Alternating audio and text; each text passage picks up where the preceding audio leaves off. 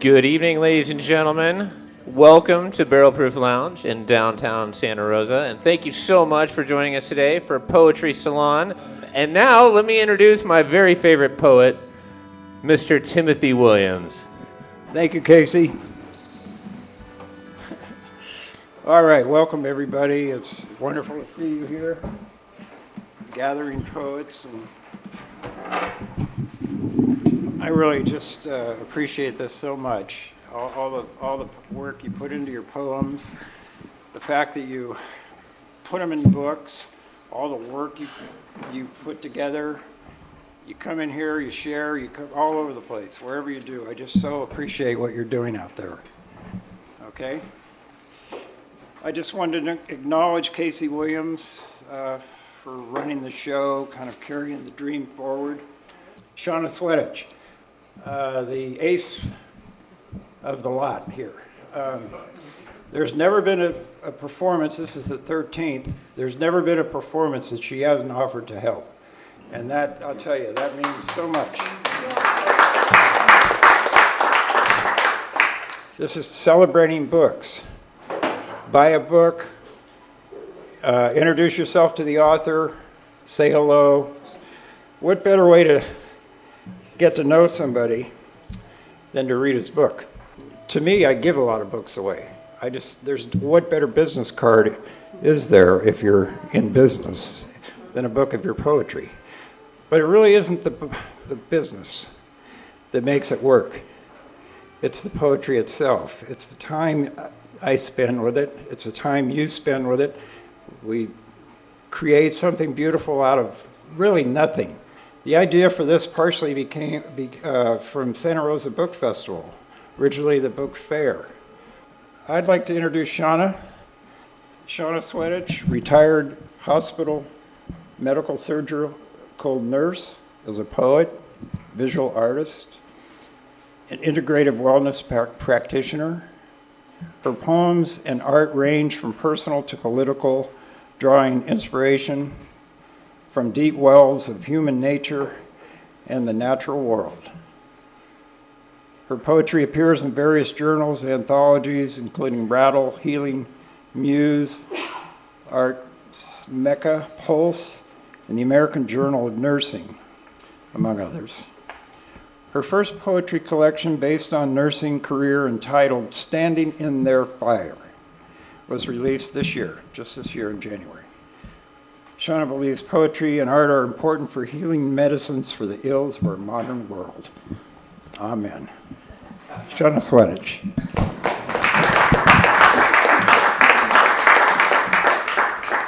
So thank you, Timothy, for the intro. So I was a med-surg nurse for 35 years in the hospital. I worked in orthopedics, oncology, kind of like that. And so I started writing poetry in the early 2000s and realized I could turn difficult situations that I witnessed or was part of at work into something that was artful, and it helped me not to be burned out. So it was very beneficial. And then I started sharing them, and people were kind of awed at, what to me was an everyday occurrence, but other people who maybe hadn't been in a hospital or didn't know medical people didn't really understand or have that lens to see into it. So I'm going to be reading primarily from my book, but I'm going to bookend it with a couple of newer pieces. I do like to write about kind of current events and so forth. So his first poem is called Love Note for Alex Preddy, Slayed by Ice, January 24th, 2026. It's Valentine's Day. You aren't here anymore, but I want to tell you I love you. I love how you attended to your last person, a small pepper-sprayed woman protesting on a Minneapolis street. She, choking and spuming, you with your broken ribs, bending down to her and asking over and over, "Are you all right?" While that inhuman faction in their masks and body armor pressed in, preparing to feast on the outrage of you. To discharge their new power, to disgorge a wrath born of what? Brokenness and lifetimes of nobodiness. You spoke from love, They answered with murderous hands and flying bullets, like a horde of ravenous ghosts. I love you, Alex, for helping and caring, as nurses do, for standing up for the smaller, the weaker, the injured, for standing against the brutal, the lawless.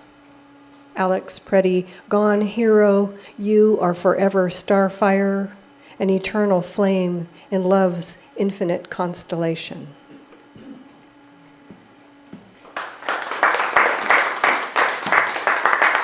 Thank you. That really, I mean, they're all awful, but the circumstances around that and him being a nurse, I just absolutely had to write about it. Now, I will tell you that some of the poems in this book have a bit of an ick factor because, it is a hospital. And some of them are a little potent because of the experiences there. I'm not going to leave you stuck in that. I'll kind of bring you out the other side.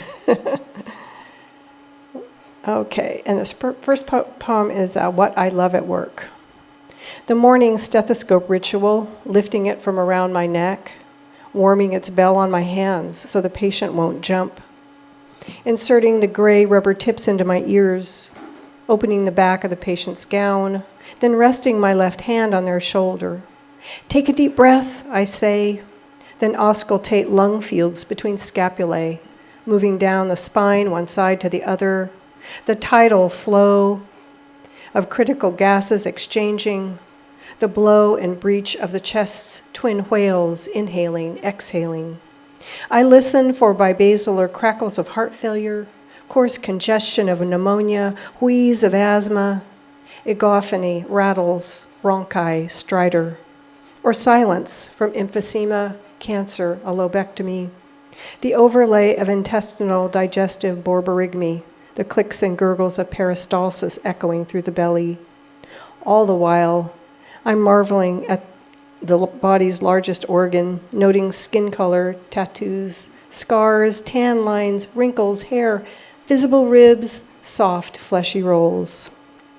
Thousands of people, thousands of bodies. What I love is a brief, breathtaking intimacy of eavesdropping on organs, performing their moment-to-moment miracles.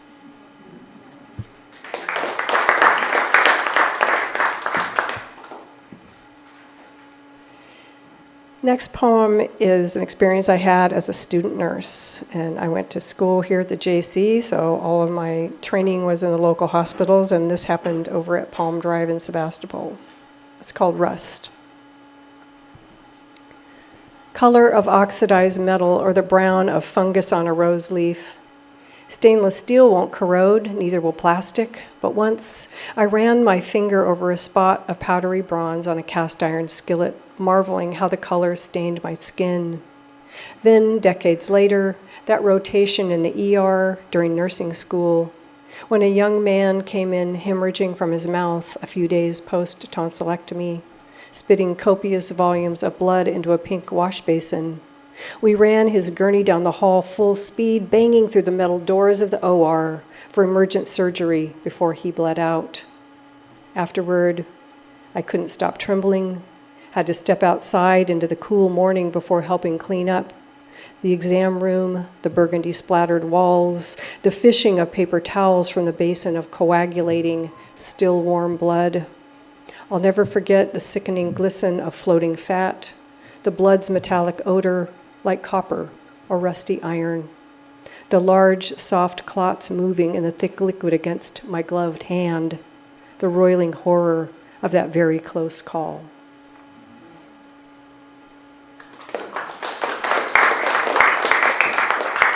There was some ick factor there. Next poem is Bone Structure, and this is when I spent 6 years as an oncology nurse giving chemo, and this is an experience from that. Bone structure. The bones have hollowed, become thin and see-through, their osseous structure disordered by leukemia's fulminant blaze. Red marrow crowded out, now the metamorphosis is complete. From the doorway, chemo bag in hand, I pause, observe him heavily reclined in medicated sleep. The charcoal hollow of eye sockets, skin stretched skeletal over craggy cliffs of cheek, the thin sticks of his arms, angling straight out from the shoulders in a perfect T. I half expect that right in front of me, he'll wing up from the bed and fly into the ethers.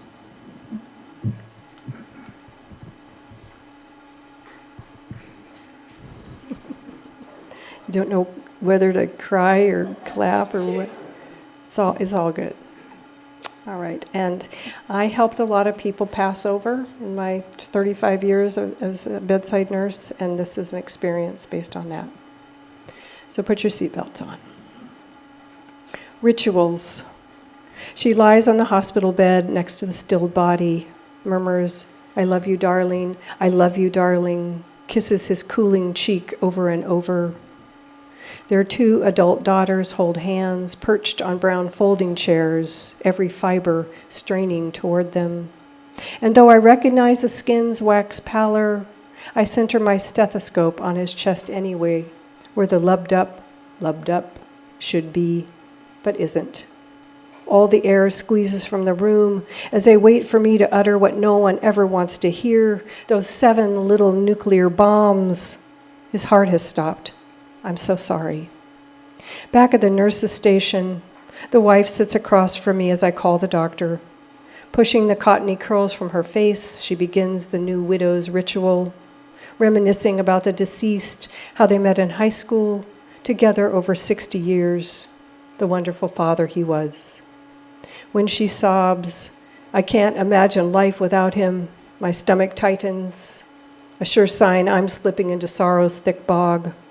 But no, I can't. The mortician's coming. There's paperwork to finish. I have to phone the organ donor hotline.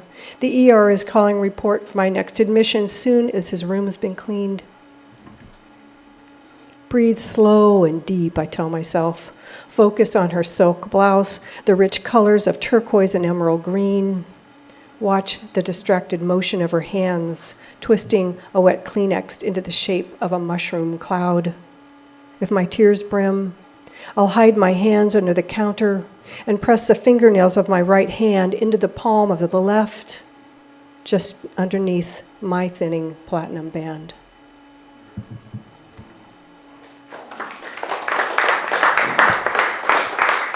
Thank you. Okay, coming back up the other side somewhat now. Catatonic. 12-hour shift completed. 12 hours flitting room to room like a wingless bird, stopping only to peck, peck, peck at the computer before flying off to the med cart, the dressing cart, the pantry, grabbing clean linen, calling the doctor, giving a shot, a pill, a tray of food, helping patients in and out of bed, giving hope, giving answers, talking, teaching, assessing, rushing room to room, hour after hour. At last, I pull into our dark driveway, cut the engine, close my eyes, feel the throb of knees and feet, fatigue's bone-deep hammer weight. When I finally swing open the car door, Mr. Cake springs onto the jam. The motor of his purr revs like a big rig pulling uphill. Cradling him high on my chest, I bury my face in his long white fur and pet him with both hands. What better tonic, I ask you, than that of a cat?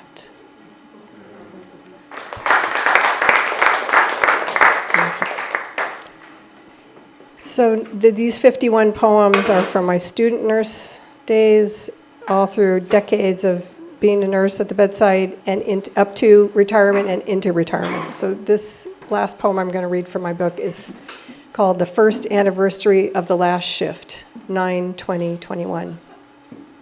Leaves swirl earthward, and a year has passed since my last shift at the hospital where I worked from the day it first opened, spring of 1990. Tectonic, retirement's immediate aftermath, a chasm I fell into, glee mixed with shock, mixed with multi-system exhaustion. I determined to live the seasons as sabbatical, resetting, re-inhabiting, reinventing as everything scabbed over, thickened to scar. Sometimes I trace the raised flesh as if a dream, someone's story I just read about, Like Nurse Nancy, a little golden book I read at age 8 with those fancy starred and colored Band-Aids inside. Other times, I sing the song I scribbled on the back of my worksheet that last shift. I'm breaking ground on a new life, giving up all that work strife. I let myself begin to let myself breathe in. But today, revisiting my nursing poems, a chemical slurry of stress, tornadoes through my cells, how I tended the sick, the broken, the dying, the hands I held, the fights I stood up for, so many days like working in a war zone, breaking down my body and my spirit. How did I do it for 35 years, you ask? It was a calling, a mission, the very earth of me.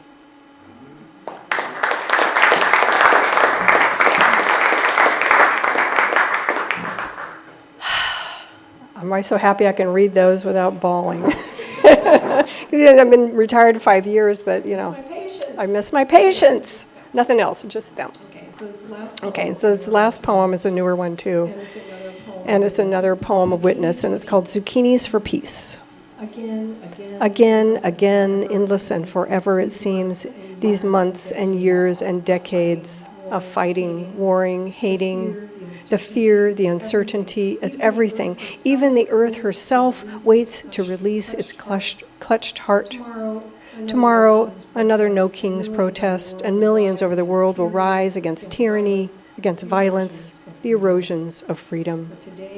But today, I'm in the garden, pulling weeds, prepping beds for seed, and praying with my dug-down trowel for enough harvest to share with neighbors, the deer or hens, the raucous raccoons. I'm praying for beauty, for bees tap dancing on sunflowers, for a green sanctuary to right the wrongs of ice raids, zip-tied children, the bombing of hospitals and schools. I'm planting zucchini for peace, tomatoes for kindness, Swiss chard for compassion. My plan is simple, to fill the plates of the famished, to plant, to keep planting as much love as the soil can hold. Thank you so much for your kind attention.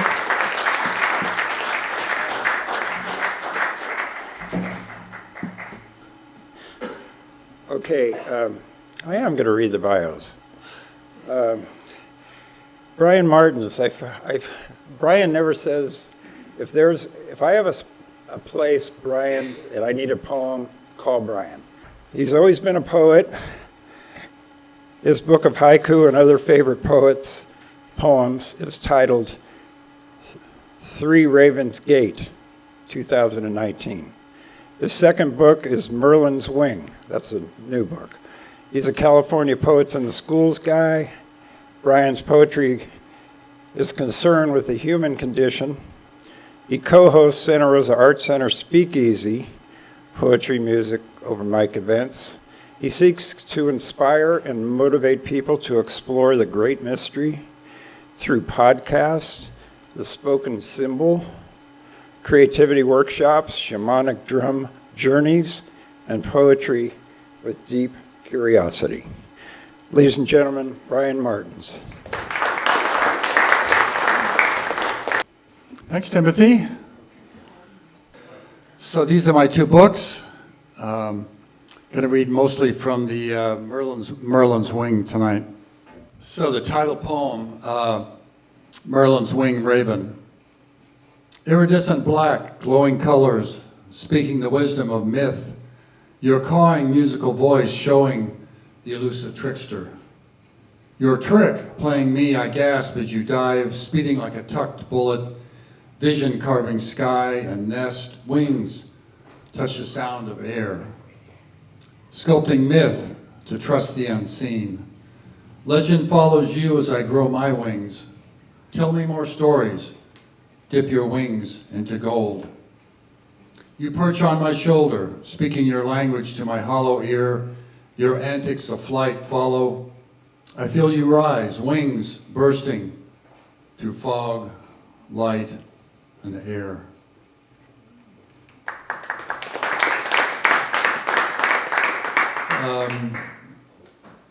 I like Charles Simic and this is an epigraph.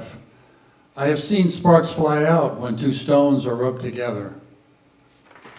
In my poem, I am stone. I have sparks inside, sparks from gnashing teeth.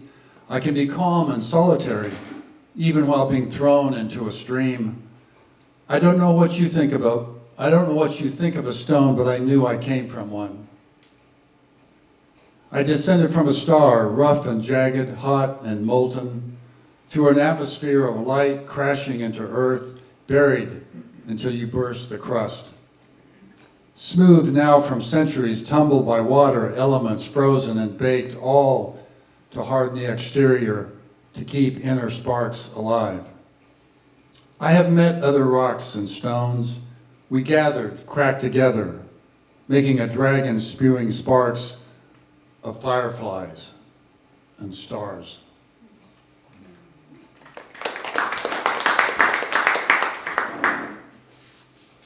I met this woman called Martha, and she reminded me of a Midwest carnival. And we're kind of approaching that time this spring, this summer, when the carnivals are around, so this is to Martha. You are a Midwest carnival, pulsing anticipation of a Saturday afternoon, blending into evening, with all the excitement, all my wanting to get close enough, smell your perfume. Walking around the booths and games, drinking a soda pop, wanting to win a giant stuffed teddy bear for you.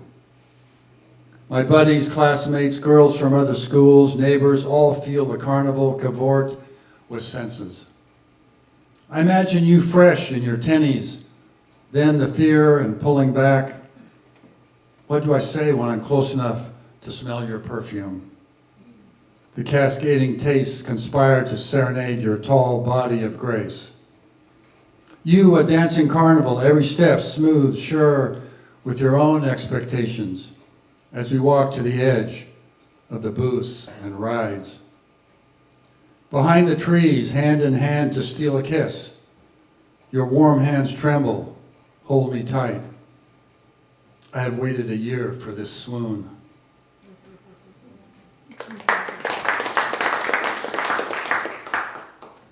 And I can't do a reading without talking about one of my grandboys, This Quiet Home.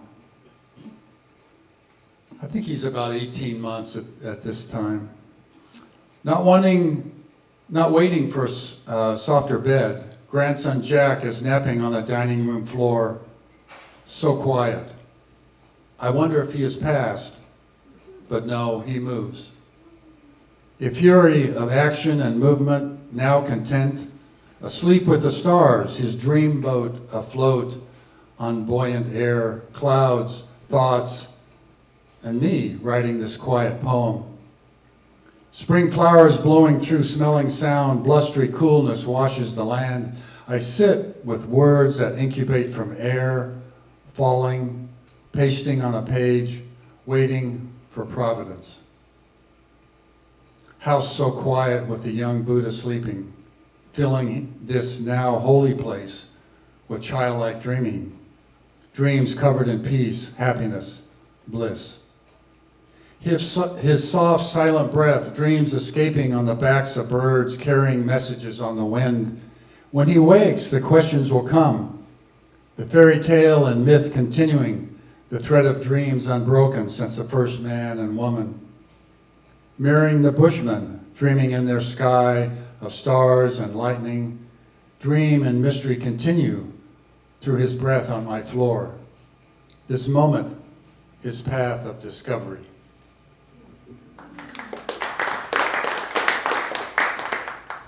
And one of my favorite indigenous cultures, Bushmen. The Bushmen of the Kalahari Desert follow lightning. They follow thunder and rain, mimic electricity. A clicking of words attracts, connects them with lightning. The excitement of light in clouds, special effects quench their thirst. Lightning and electricity, they're gods of survival. Carrying water in ostrich eggs, they adapt like walking plants, searching for lightning, walking waiting, walking, waiting. Mothers baptize babies to the stars and sky, praying, feeling sacred connection, announcing each baby blessed with stardust. This Stone Age tribe cast aside by the white man, the gods of everything. The white man doesn't depend, he takes, makes, nothing left to chance. The Bushmen witness food and water abundance in the Land Rover, desert ships holding all they need without a thought of thanks. Bushmen see the easy abundance and holes in the bodies of men, a loss of soul. Power of authority pressures Bushmen to fold huts, live in government housing away from their lightning stars. Bless the Bushmen who have stories connecting them forever to the beginning of time.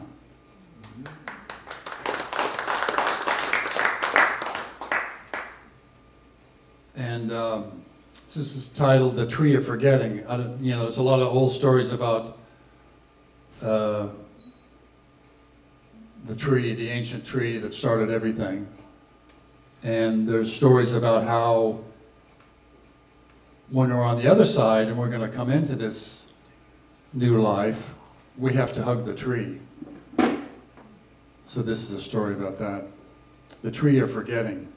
There is a tree standing in the other world, before this life, the tree of forgetting, waiting for us to begin again. This new life, we hug it peacefully before we begin, willing to let go of our knowing, we enter.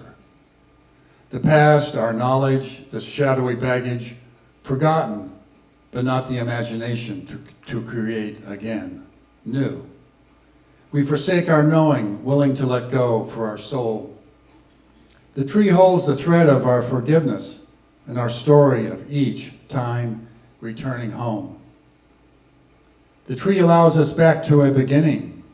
We hug to begin again, willing to let go of our knowing.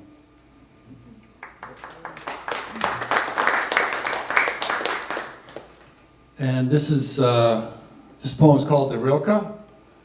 It's a homage to Rilke's poem, The Panther. So I don't know if you know the story of Rilke and Rodin.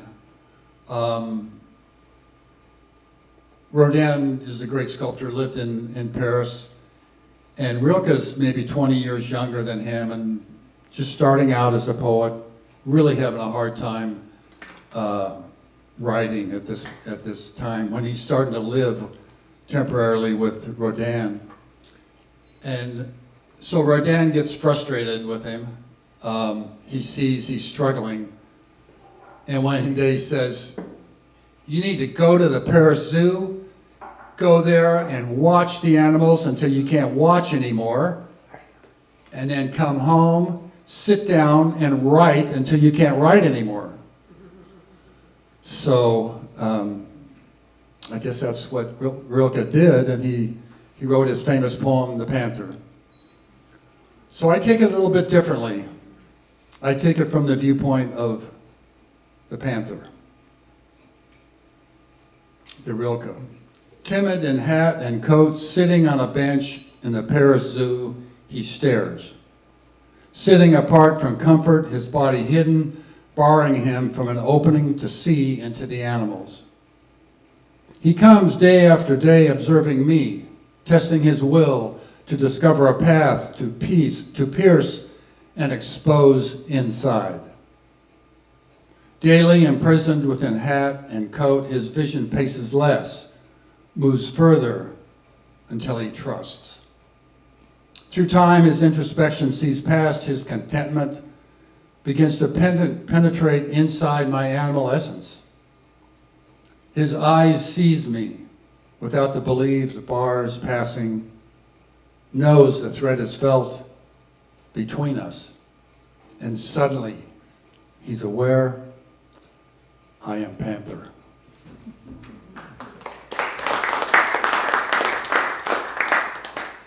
And I have to acknowledge my cat, Jackson's nose. Jackson's nose smells every green thing, quivering nostrils, each vibrates a different tune, hit the left side classical, right side hip-hop. His body sways to the blue road in between. He doesn't mind there's no sound in space. The smells of chartreuse enter his nose in octaves, arpeggios bumped by clef signs. Birds at a riff, black-bound root, a gong of respect humming. He looks at wires in the sky, hears his voice repeated. Spacewalking with Bach, worms watch from their squirming trail. Cacophony laughing at bent ears of wind, holding the symphony, instruments of glee, bees, the backbeat of pollinating stories. Jackson walks up to me, backfires his horn, laying down his track, sprawled it over tuned keys, notes of peaches, tuna, and throaty meow. Silence goes deep, below the high notes. He is the bass, below bass. The purple black, below music, below sound. He flares both nostrils, making music.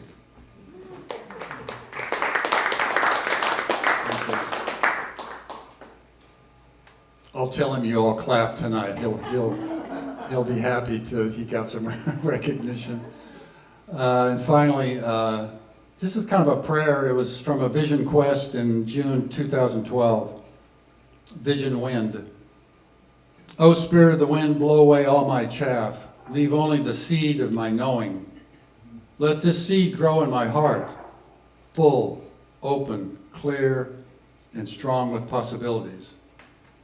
O Spirit of the wind, blow away the critical voices from my speech. Become the breath for my new voice, speaking wisdom without right or wrong. O Spirit of the wind, blow away the weakness in my legs so I can stand strong in the force of adversity and strengthen my leadership step by step. O Spirit of the wind, blow away the gray clouds in my vision. Allow me to perceive with the eyes of eagle, to bring focus and clarity into my thoughts and actions.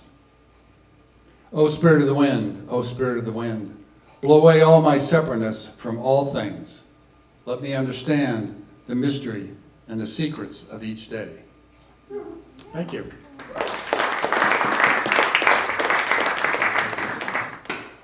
Let's give it up for Brian.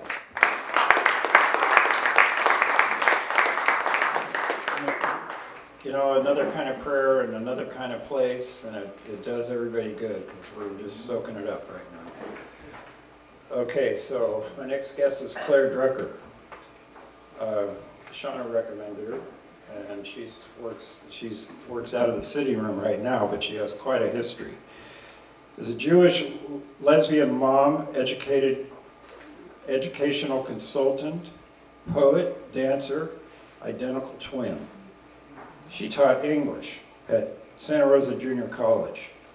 For many years, was a longtime poet teacher through California Poets in the Schools.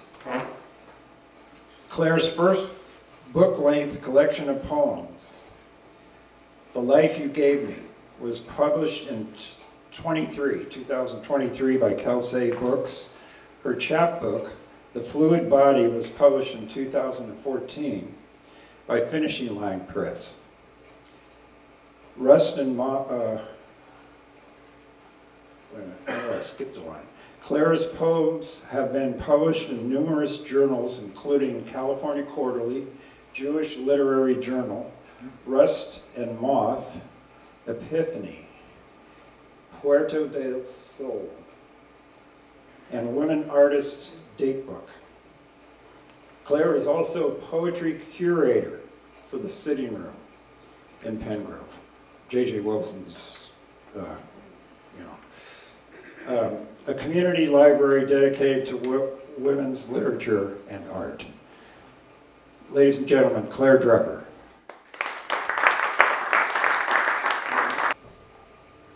Hi, everybody. Thanks so much for coming. Thank you, Timothy. Thank you, Brian. Thank you, Shawna. Thank you, all the people that make this happen. I appreciate being able to be up here. So I'm going to be reading mostly from this book that I published, The Life You Gave Me. if you can see, this is a photo of my mother when she was about 20, and then my grandmother and grandfather when they were in their 20s. And I really wanted to actually read newer poems, but when I went back and looked at these poems, which I haven't looked at in a while, I thought, wow, they're really incredibly relevant. So this book came about, it's about 7 years worth of work. I started putting this together after, sorry, but I cannot say his name, The Asshole, when The Asshole was elected in 2016.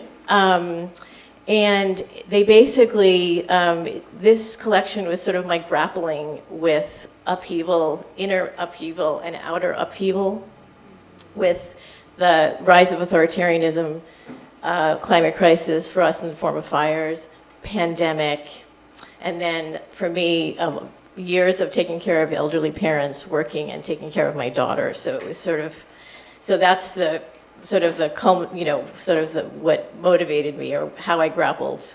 And the first poem I want to read is called The New Season. In spring, carbon in the air dips her magenta blossoms like a fawn's tender lips. Thick white fists petal the sidewalk, and bees dusted with sunlight drink themselves drunk on the fragrance. How can pink apple petals hold the risk of a no future future? If only we would listen to the choral, to the language of fire and the crack of melting glaciers. Every note ever sung lives in them. Yet somehow we still trust that in autumn light will echo off crisp long days. The apple trees will lose her leaves as a woman drops eggs, and earthworms will eat up our soil while carbon continues to rise and naysayers fall from their pulpits. Redwoods working overtime to eat up this invisible gas trapped like greed's last meal. Some say nothing is the place we all began and to where we shall return. Some say this is the new earth breathing.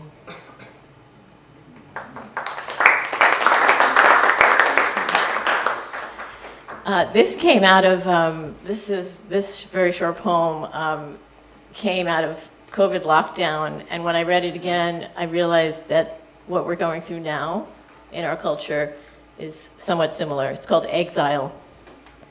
In a land where no one speaks the same language, the body becomes an island, a solitary refuge we escape into, a soft nest of leaves and debris we can wrap around us and say, touch me with your fragile lips, build me a mountain, let me wake up tomorrow greater than I am today.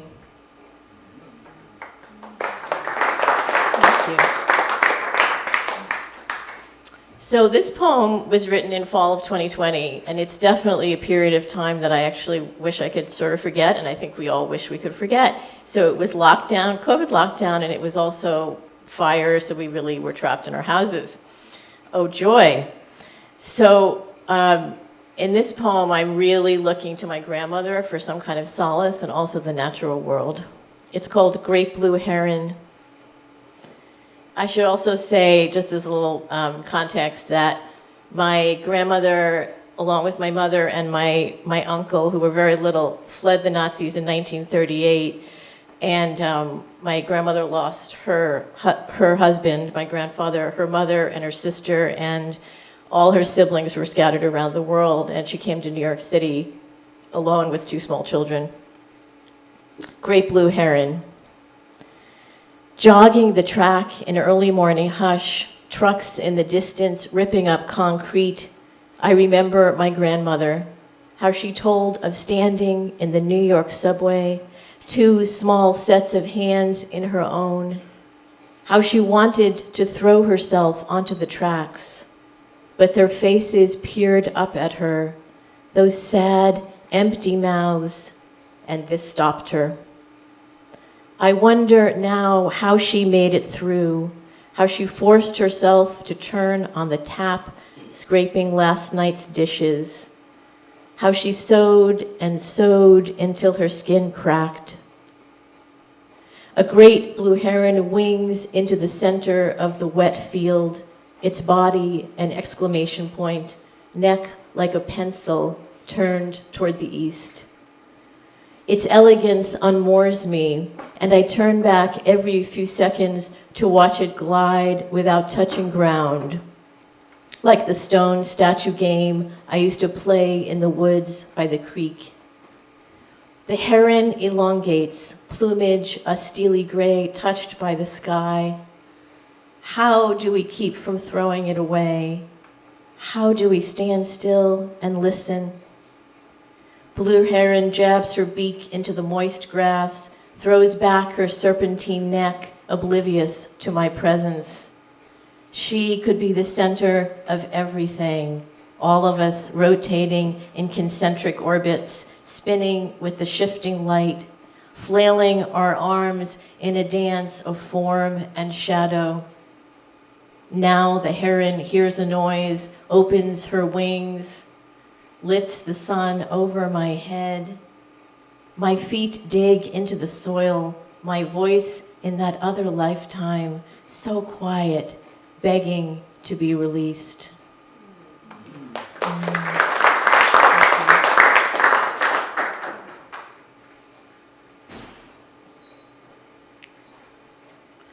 This is called The Pledge. And lately, I just want to say that when I travel, because I have family and friends on the East Coast, if I meet people and they don't know where I'm from, I say I'm from the country of California, because I feel like we live in a different country. Thank the goddess, right? The Pledge. I pledge allegiance to the hippies and artists in coastal California, the ones drawing murals, raising chickens, stargazing, to the rainbow flag dazzling with light, to the dykes, their soft breasts and tough biceps, wishing they could take a shot at as they march in peaceful demonstrations. I pledge allegiance to the earthworms and the bees, to the children in the schoolyard who have to worry for their lives, the ones who know what respect actually smells like. I pledge my heart to the earth-stained creases on a grandmother's brown face, her hands toughened like a saint. I pledge my spirit to the ones whose land, language, and dreams are stolen again and again, to the state of oneness with all living beings, of compassion and laughter, of everyone gets a living wage, clean water. I pledge myself to the republic of love and generosity for which it stands in a circle, holding each other up, giving thanks for being alive on this earth, heating up, spinning into oblivion, one nation under the Great Mother who should agree to disagree, but politely and with integrity. I pledge allegiance to the families struggling to pay rent, put food on the table under a dog is my co-pilot banner. Wait, she left town, couldn't stand the racist policies. Now she's on Machu Picchu praying for the vulnerable. Coast to coast, indivisible, especially now, a pledge for understanding. So if I looked into your eyes, you wouldn't ship me off to become straighter than a road in Nevada, but take me in your arms and say, I'm one too. With liberty and remembrance for all who fought, I pledge kindness. I pledge justice for history's transgressions. I pledge to stand against suffering with forgiveness under a big moon with freedom and goodness for all.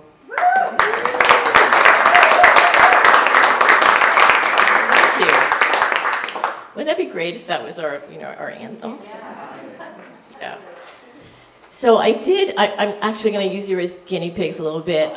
This whole past year I've been working on a new book, and the book is a collection of prose poems, and they are in response to the hundreds of words that have been erased since the asshole took power in January of 2025. So, and these are words that have been erased from federal websites, grant proposals, school curricula, a whole slew of government memos, a whole bunch of different places. And it's an ABCDarian, so it starts with the A words and it goes all the way to the Z words. And I think right now, there are about 200 of them. So it's called A is for at risk. So I'm going to just read the word so it sort of sinks in that this is a word that's been scrubbed, and then I'll read the poem. Activist. Gravity purloins me, climb pedestrian walkway, fog shrouded, hang the letters, don't despair, resist, nomenclature of dissent. People in metal boxes thrust their hearts into their hands, underside of shared veins.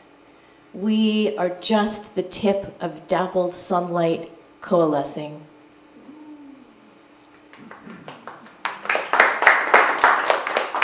I'm not going to read you all the A words because there's a lot. I'll read you about 5. Advocate. Good morning, so nice to see you. Let me get you some coffee. Sit right there. I'll make some phone calls for you. We should have some answers by the end of the day. Don't cry, honey. Everything will be okay.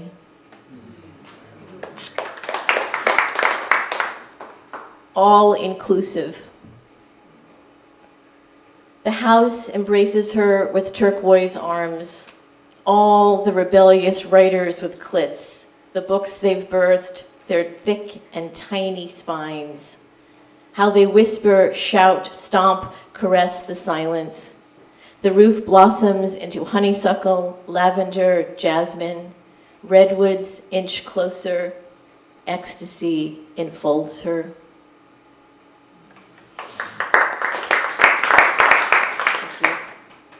Anti-racist.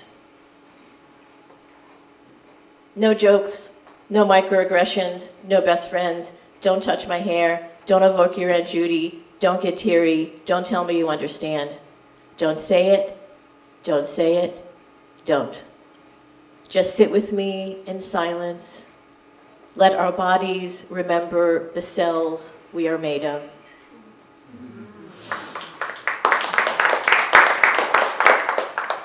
Affirming care. Tell me about hummingbirds, how they rarely rest, how they squeeze their beaks into the smallest openings, how you dream of those beating wings, of leaving your feet on the ground, flying into the scarlet salvia or the sun-kissed trumpet vine. Tell me how their vibration makes your mouth sing.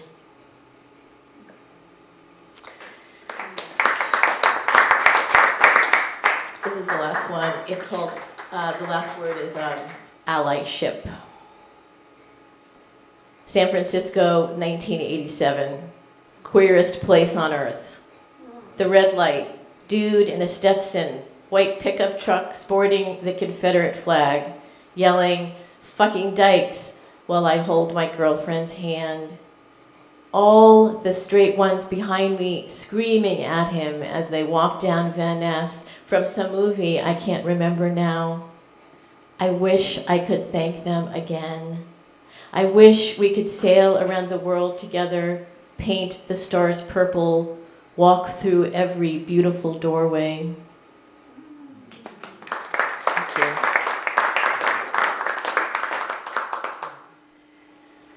Good, when you write things and you just sort of, you're writing them in isolation in your house, and then you actually get to read them. You sort of get to hear how they float, inside other people.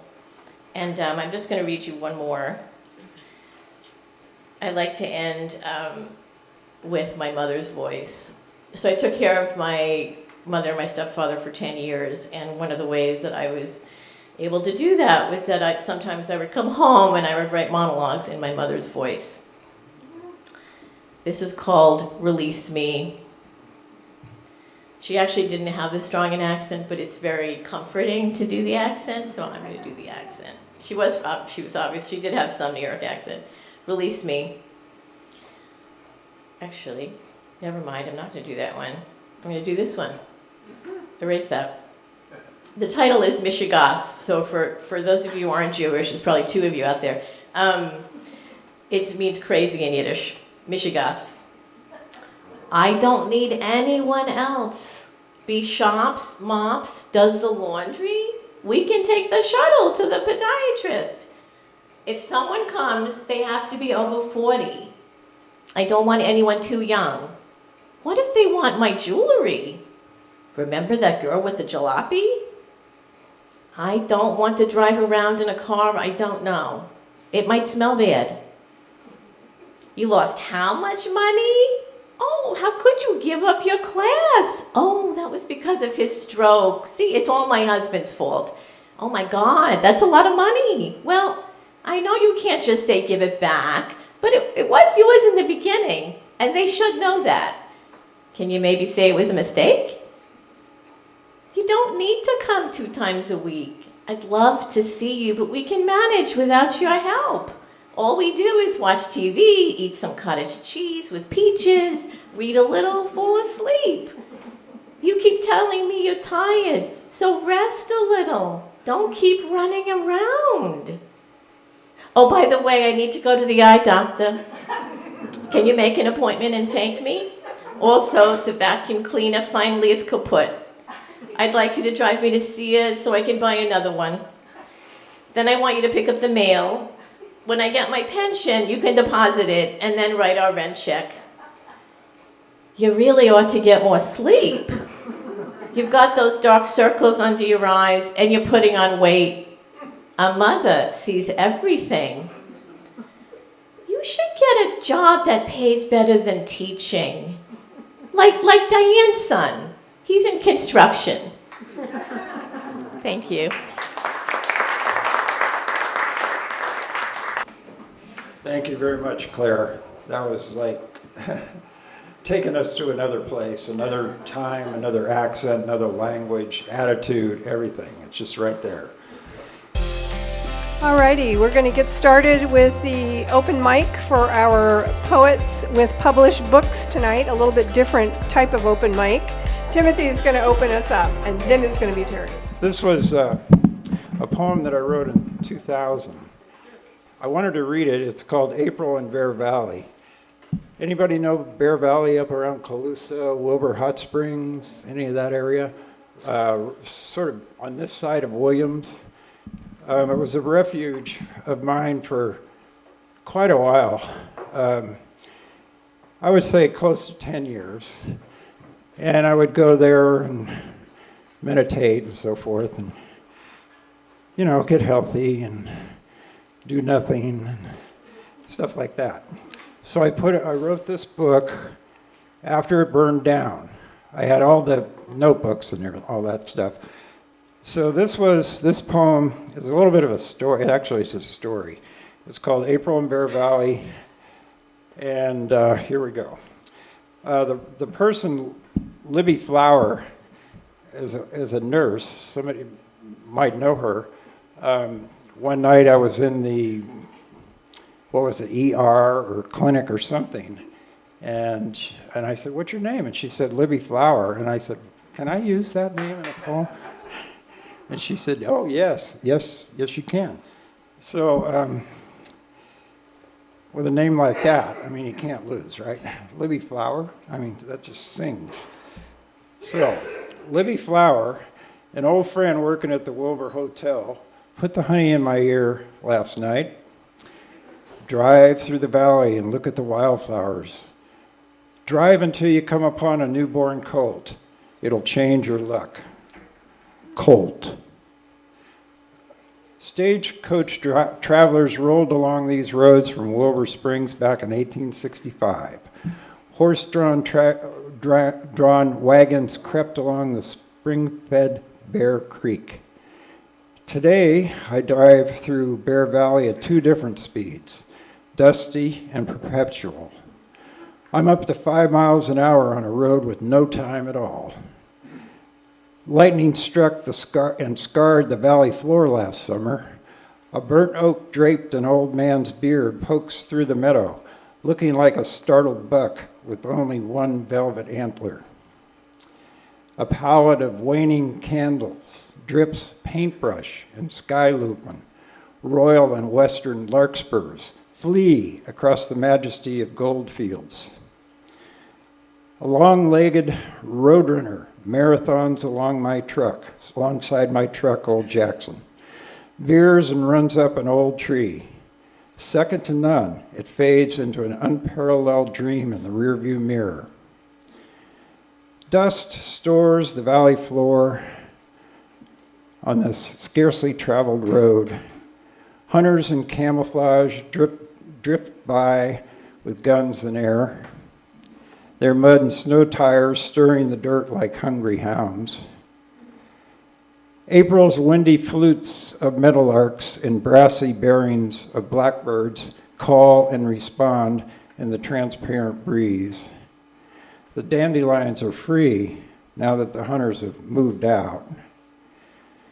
Below an old bridge where the bank swallows swirl and dart, the water flickers with minerals, an oasis for red-winged blackbirds and butterflies in masses of tules and deep green ponds. The rippling ribbon of a rainbow creek giggles like melodic grandchildren, naked tree sprites jumping in and splashing around the water. Towers of grotesque clouds drift in and collide, shadowing the pristine paradise. Along a cream cups trail, I uncover clover and rest near a patch of blue-eyed Marys. Float under the barbed wire, fly with the meadowlark's song across the creek, over the fuzzy foothills beyond. As the buzz of Queen Earth grows louder, the distance swarms with honeybees. The ground yawns and groans, fibrous roots stretch for water in the vital underground spring. As a toast to altering time, I'll close my eyes and nap. The earth fills with spinning yellow fairy lanterns, then horror shocks my bed of roses. Bombs falling in sleeping cities, crows flying home through blackened cyclones, masses dissolve in the fallout. Rising suns and purple hearts, boots pound down on the back roads of France and Nam, jungles in the deserts of Afghanistan, Iraq, and Iran. Is the nightmare in the past or the future, or is it now? The distance swarms with bees. I see the rising suns, the hordes of faces running. They live in the valley, among the wildflowers, beneath the skin, inside the bones, inside the ant colonies of old world genes. Images of war are hard to forget, even in paradise. Back behind the wheel, I look for the newborn colt. The gilded wings of California poppies line the valley road instead. I arrive at a local rancher's spread. The dirt road ends. A paved road lies ahead. It stands, the spread stands reverently quiet in bright country whites, innocent of any passersby. A buzzard circles over, followed by another. Their shadows chase away the dimming ground. Sun traces the edge of the south hill. Its spears of light search the vast valley, paradise. Crows cluster among the miles of bursting oaks, caw serially down the line, more deafening than street lamps popping on telephone poles back home. The murders of crows nest before the setting sun. A crescendo of warriors chant in frenzied volume 10. Caw, caw, caws hail to the approaching darkness. Here in Bear Valley, Libby Flower's golden colt runs wild and invisibly free. Thank you. walking a little slowly because I rolled my ankle earlier today, and it's amazing how painful that is, even though it's nothing dramatic. It's not like a break or anything like that. And the word that keeps coming to my mind for describing how people move when they've been injured is gingerly. What a lovely word. I think of the ginger flowers and the taste of ginger. It's all good. For the last 12 years, I've been focusing my creative energy in translating. And I had a 3-volume project of translating the work of Mexican poet Ululume Gonzalez de Leon into English. And that project is done. So I'm turning my creative energy back toward my own work, and that's been it's been a long time. The last time I published a book of my own poetry was Night Sky Journey in 2011, and it's been a while. I'm gonna read one poem from that book, and there's a little story that goes with it. When I was in 3rd grade, we were taught by the Sisters of Notre Dame, using the Palmer method, how to write cursive. And I don't even know if that's taught anymore, but we had the alphabet in print letters and in cursive letters above the green board at the front of the room. And in certain mental down moments, I would look up at it. And one day, I thought, how did the alphabet get in alphabetical order? So I raised my hand and I asked my teacher. She was from Ireland, and she said, "Oh, I want you to go home and look that up and come," because she didn't know. That's what teachers do.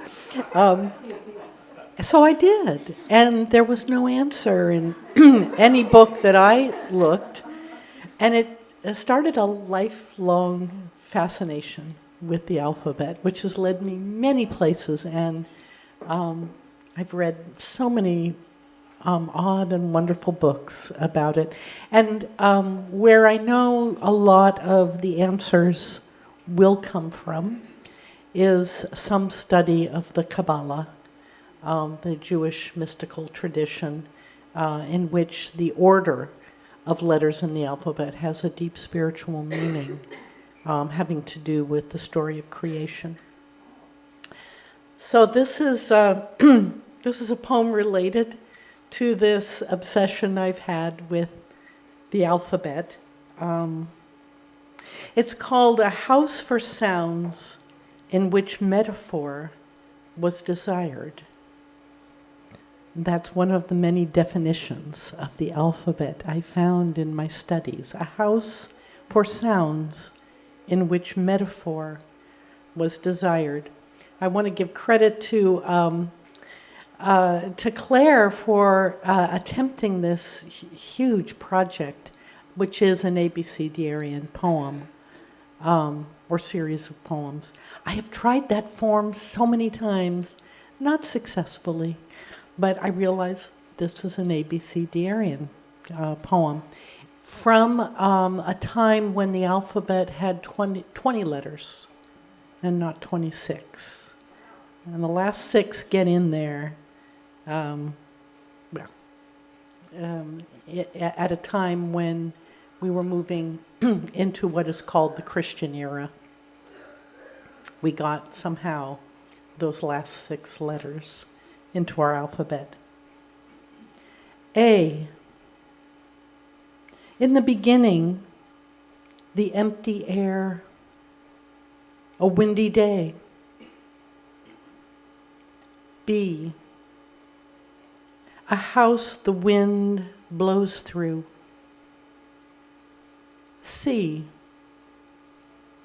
Large or small, a broken stick, a means of travel, like the camel in the desert. D, where the river opens its mouth to swallow the sea. A seed, which is, of course, a door.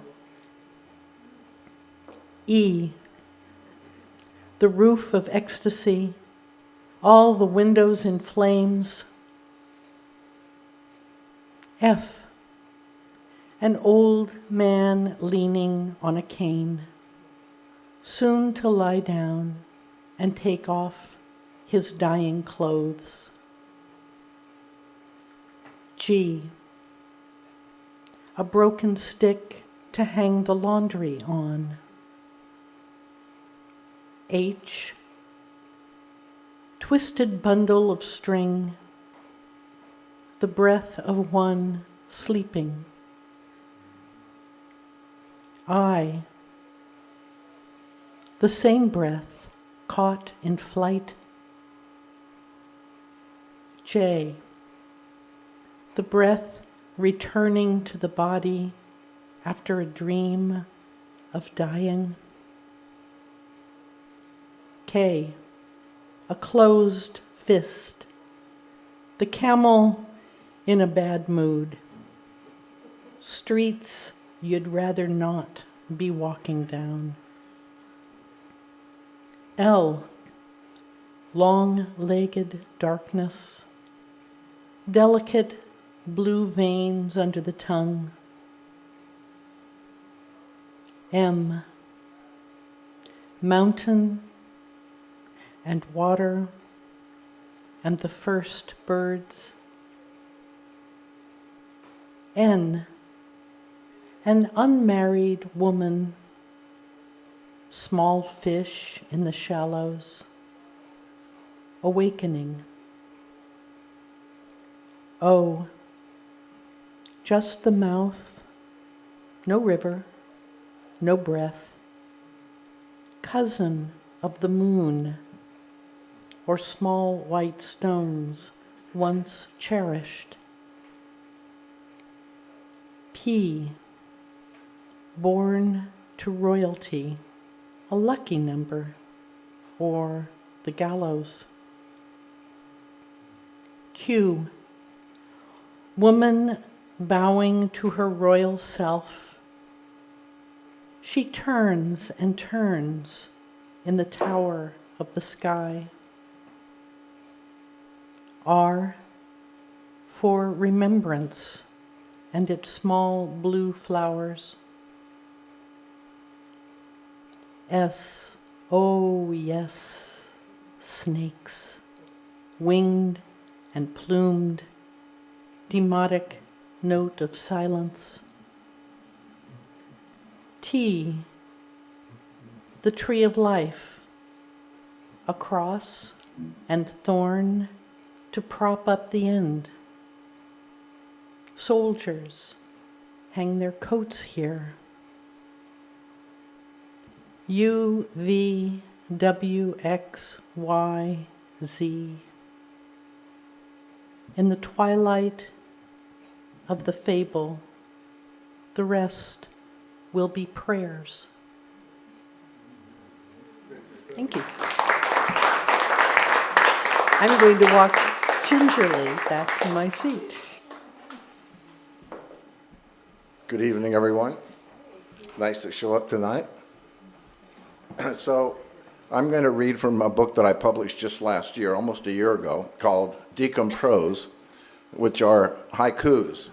Many of you may know what a haiku is, but for those of you who don't, it's kind of the Japanese equivalent of doing a landscape painting in 3 lines. The idea is how to say the most with the least. So it's 17 syllables, 3 lines, and the idea is to create some kind of a concept that has to do with nature and human experience, in which you can think about things in a way in which you haven't thought about it before. That's the basic concept. So I'm going to read a series of them, hopefully close to 5 minutes. We'll see. You give me one? Okay, great. So normally after each haiku, there would be a period of contemplation. But tonight we don't have that. So I'm going to ask you to have intimate moment of infinite contemplation after each haiku, because I can't wait forever. Our lives are like trees, evolve like the birds and the bees, dissolve like the leaves.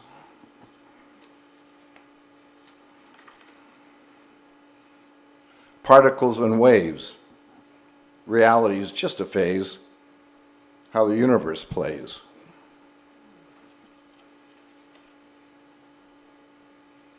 All life is toil. Even flowers lean towards the light to break through the soil.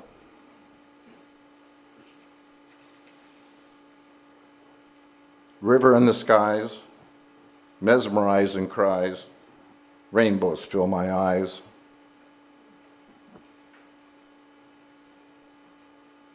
Full moon floats on lake. From our slumber we awake and melt like a snowflake.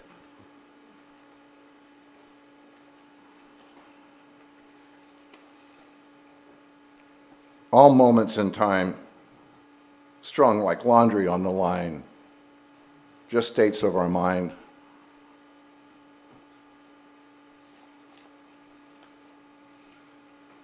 We're all artists. Experience is our color, and life is our canvas.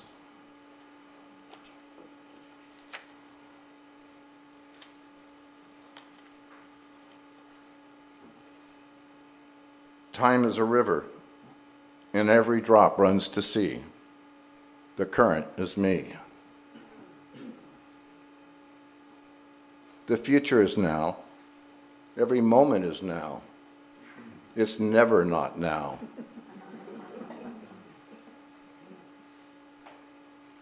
What everyone knows, and history clearly shows, is that we all decompose.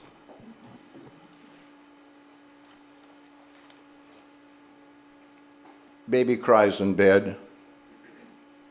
Old man forgets what he said. Both need to be fed.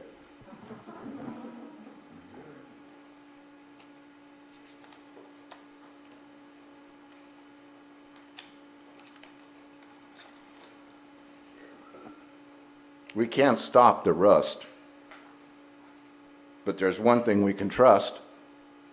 We're all stardust.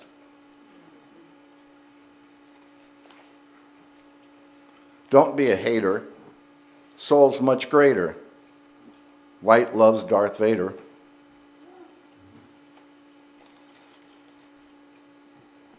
Souls are like stars in the night. Even when they're out of our sight, they never stop shining their light.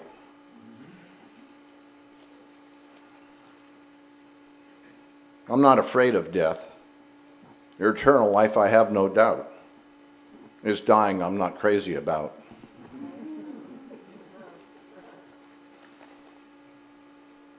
The stock market soars while the middle class sweeps the floors and corporate profits soar.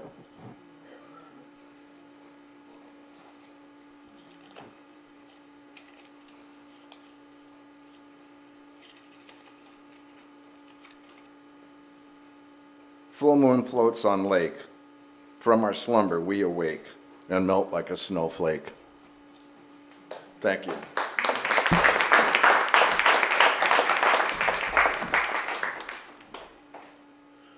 I decided for this April is Poetry Month that I was going to read just the people I have published because I have a press. I did not expect to have a current book available tonight, but Jack is here and I hope he gets to read. I'm doing a short one because QR was an excellent reader and I heard myself on the radio read one of his poems and I did not do well. So I'm going to read a short QR poem. So, this State of the Union. I found this in these blues times tunes. Beats me to death. Can't tell you why, She ain't with me, the land of my heart.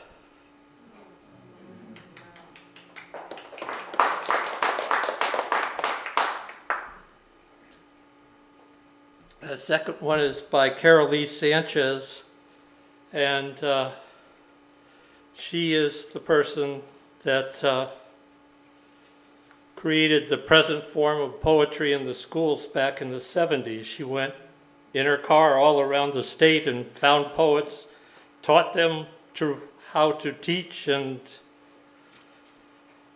that's why we have poetry in the schools the way we have it today. This is her. Some of our heroes are unknown to us. The fathers, los padres, surround us.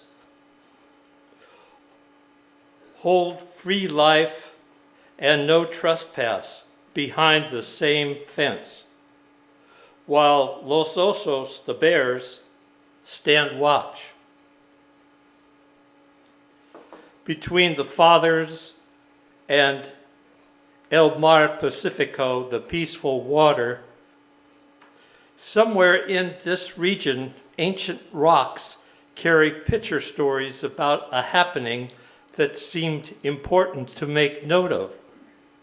The exact meanings are lost to me. The translators were re-educated and baptized into new beginnings. Running Bear became Jose. Little Deer turned into Ignacio.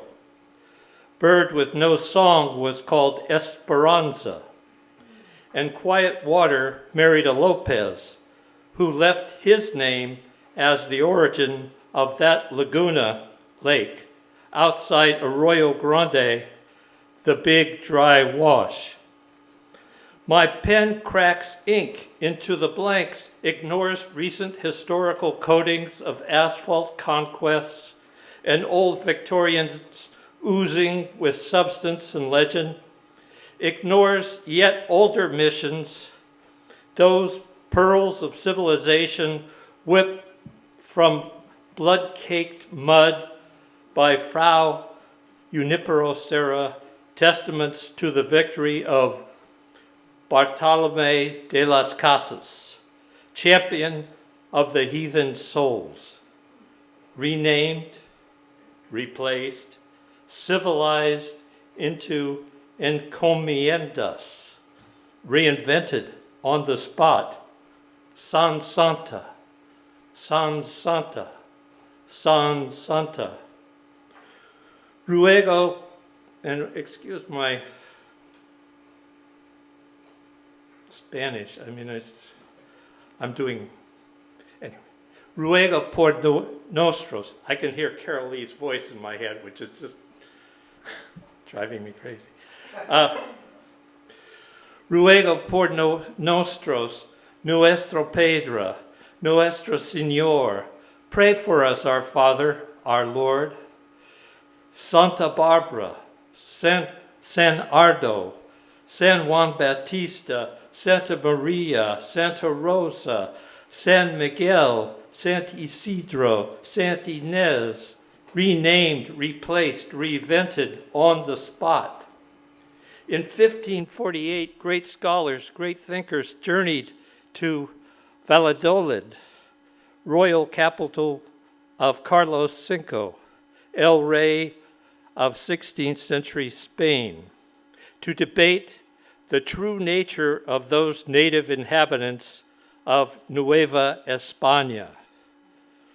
Juan Ginés Sepúlveda, world-renowned scholar and jurist, called them slaves, natural slaves as described in his Aristotelian doctrine, that great ancestor of American thought, and argued for the papal bull, a declaration to the world of the soulless nature of Los Indios, inhabiting the New World.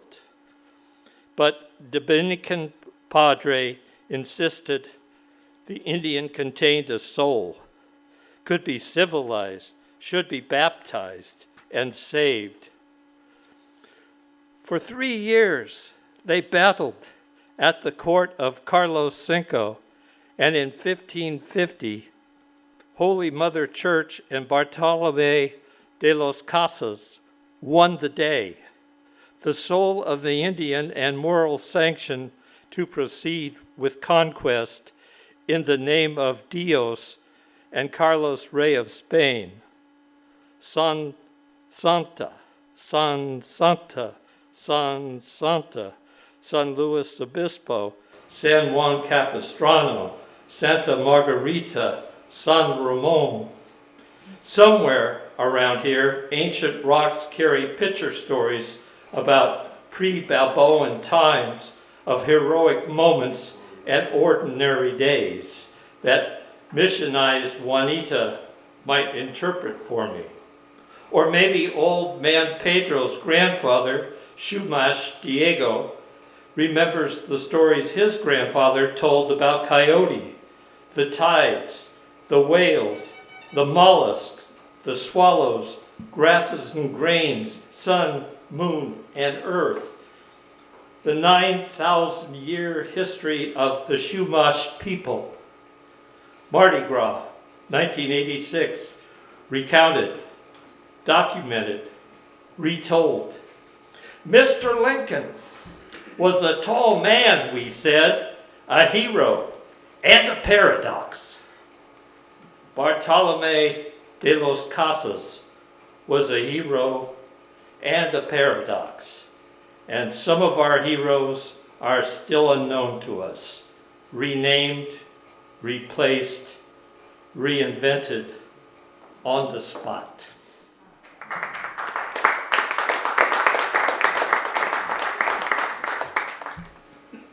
Urban res cars. Owned a few, more than I care to count. All shapes and many colors, neon green Renault Lacar to white with rust Cadillac Eldorado. All ragged pains in the ass, nickel and diming me to wallet death. Tired spirit, gaseous wild beast, groaning engines, bleeding oil gaskets, baloney skin tires, questionable brakes, thumping mufflers, keeping time imperfectly as any second-rate powwow drum. My, how I've missed them. Hauling me, forgotten friends, long gone girlfriends, through city streets, well beyond urban Indian neighborhoods, into those eternal nights, never truly arriving. This one's for an Astoria, Oregon unhoused man. It's called Yelling at Ghosts. Empty time, his narrator. Ocean wind brings siren. Washing ashore, coastal township. Stop signs, merely suggestions. Atop bridges, strong belief. Midnight street, his worth. Crescent moon, reflect lonely. Forest fog, cover reality. Troubled sunrise, he awaits. Yelling at ghosts, nobody notices.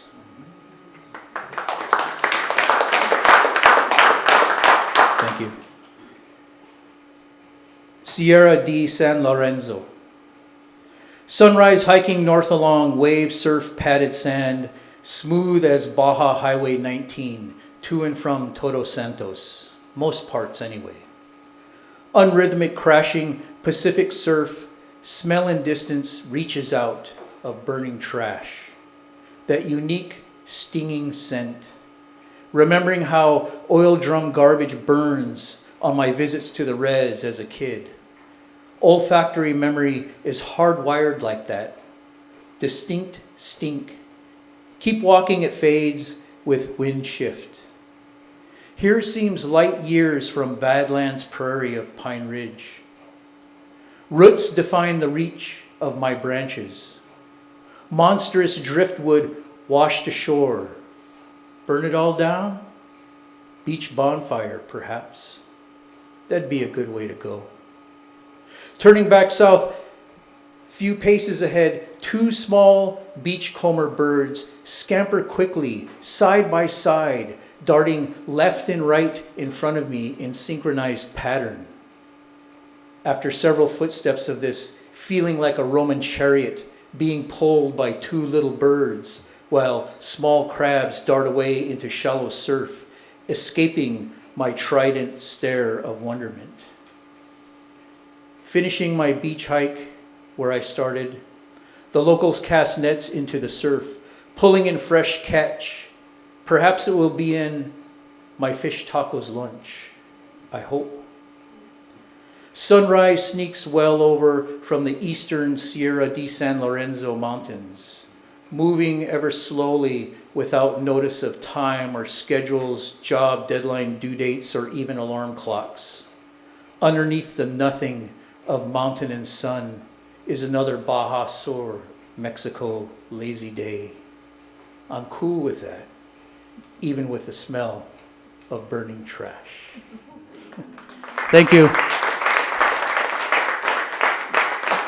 These are poems from my latest book, Confluences of Solitude, which is over there with the other books. And I even brought an old Luke Warmwater spoken word CD. That was my former nom de plume.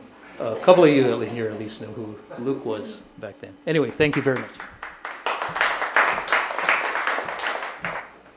Good evening, everyone. A friend of mine told me the other night that we are living in dangerous times. And I also want us to think about how we have always lived in dangerous times. And don't buy the hype. We are stronger than you think. We are more resilient. And we are going to hear this poem called 93% Stardust. We have chiselled, chatteled calcium in our bones, blessed with motherland chocolate milk. We have innate, infinite iron in our veins, red, black, green. We have indigo blood drops, burnt, bittersweet, living history DNA glimpses, fever flashbacks and visions, traces of transient, traumatized, black farmers' secret scars, stained with crystal-cut copper, carefully carved from stolen sticks and stones. We have catastrophic carbon in our souls, ebony constellations, drops of blackened ash, smoke kissed by Jim Crow's charred, chapped lips, whispering microaggressions that never stopped our flow. We have navigating nitrogen in our brains, chemical reaction trigger elegant sweat, Thanksgiving tears, sweet dreams, and sweet realities. Remember, revolution remembers everything. Remember, revolution remembers everything. We are 93% stardust, celestial covert raindrops, morning moonbeams wet with dew, cosmic colored only memories, cakewalk downtown 4th Street, throwing shade and sipping tea. We are left-handed shadows on South Side sidewalks, listening to hearts humming hymns, sliding out sunlit windows on Sunday afternoons. We are homespun struggles and traumas, homemade histories and lost and found legacies, broken promises and postponed Afro-futures, darkened destiny dust dissipate daughters' dreams. We are siren spiritual souls, baptized in fiery iced onyx, praying, remember who you are. We are standing in Sankofa's shoes, believers of black girl magic nursery rhymes, melanin metamorphic metastopic memories, beginning blue-black blood diamonds and becoming each one that never, ever die. We are 93% stardust.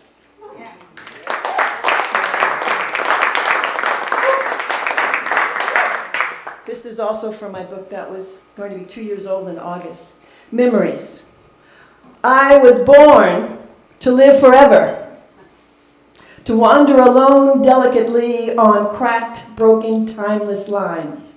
I was born tangled with intangible, invisible identities, barring bruised sorrows and stained glass secrets. So tell me, how do you measure fragments of feelings? How do you measure fractions of emotions, scattered, severed, puzzle pieces of when and who and what and never, never why? I was born to carry mountains and mountains of truth's unwavering commitments, born naked, alone, in between the lines of a single solitary sentence, born with 2 birthmarks, one invisible. I was born to never die, to live in yesterday's moments and melancholy melodies, to live fearless of tomorrow's fate, to live inside melanin's muscle scars, to live with the tender touch of tragic traumas, to live inside the shadows of dreams, inside the shadows of fears, and inside the shadows of jaded joy. Born to live frozen, frozen from every unspoken language, born to live adjacent to drum beats and heartbeats. I was born the day before rainbows chose their colors. You'll find me on blank pages of every unsolved mystery found buried in tombs of the unborn. I was born before the beginning knew the final ending. I was born to never change, never die, born to heal, born to hurt, born to help, born to hope. Flames burned with envy and awe of my tastes, my tones, my touch, my tears, as they whisper stolen tales of the dead. I was born with lonely, lasting lyrics and poems, silently stitched inside of mama's quilts, desperately decoding destiny's dream, born to eternally echo, echo, echo. Songs ancestral sirens forgot. My childhood never became my adulthood because I was born of broken promises and white, lazy, lingering little lies. I was born to wait and watch and wonder, born to question, born to ponder, born to grieve and crave unknown endings. So, when will premature shadows awaken from darkness, from chasing hidden shards of blinding light? When will I see and feel flawless, fertile freedom, walking around with seeds in her pockets?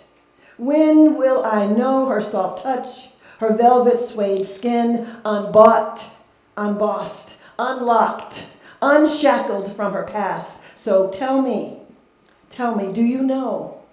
Do you know when missing, melanated memories stop masquerading and become history? Thank you, everyone. This is from my book, Through the Eyes of Enid. Enjoy.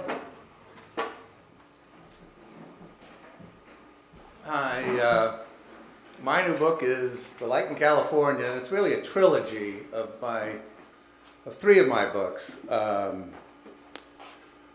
Dancing in the Sunroom, The Edge of Rain, and Jazz Midnight, published by various small presses from Richmond and San Diego and Cape Cod. I'm just going to read one poem. In the 80s, I was in LA, and there's this great poet, Lewis McAdams, who's published a bunch of small press books, and he went down to LA from Bolinas, and he founded Friends of the LA River and really saved the LA River. And so I was having breakfast with him one day, and he said, "You want to go over and see the Allen Ginsberg, or go to the Allen Ginsberg book signing?" I said, "Oh, yeah, sure." And nobody showed up but me and Lewis and Allen. And so Lewis had done this movie, which the poem talks about, What Happened to Kerouac. And so me, Lewis, and Allen watched this movie together. And this is called Ink Stain. We call out to no one and everyone. Where is the gathering tribe of sudden drums? We are marching towards death. The sound of the unknown bird rises sharply and quick outside the window of dawn now. The revolving door, the hotel mind, small patches of light, ink stain, nautical star, state of deconstruction, to tear down easier than to build, even with death a teacher, a reality, hold trust, carry faith, begin. Many years ago, an afternoon with Allen Ginsberg and Louis McAdams, Ginsberg book signing, not publicized, so talking, then watching McAdams' film, What Happened to Kerouac? Gregory Corso, poet and star of the film, Ginsberg talking, ink-stained pocket about Corso, all gone to shade, all trusted nouns, resplendent in solitude, McAdams saying, I'm so happy to direct a film where Gregory Corso is the star. Living your life with consciousness, a way to see in crazy weather, to begin with an end in sight, troubled earth, mind healing heart, heart healing mind again. Thanks. How many people in the room remember Gene Ruggles? Speaking of names of the past. Well, this is called The Arrival, from his collection from University of Pittsburgh Press with Muriel Rukeyser's introduction. 200 miles off Oregon, I stand at the bow of a tanker, taking the midnight watch. Behind me, the ship rides deep with her lake of oil. The only light is torn from the top of a wave. Everything that is loose breaks and pours past me, or is sucked beneath the skin, tight against the wind and spray. With only sound between us, I move to that unbelievable dancer, the sea. Hours later, the wind falls loose for a moment, folded back like great hands cupped around me. As I stand in this clearing of darkness, salt glows on my coat, and I feel the pure heat starting to rise beneath it. A rope of moonlight runs from the bow, unraveling far out across the dark water.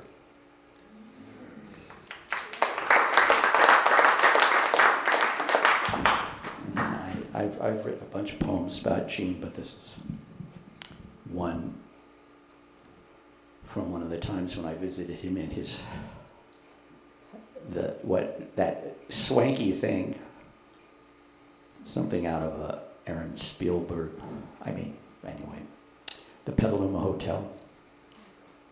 It used to be a flop house. It was called Lost to the Mountain.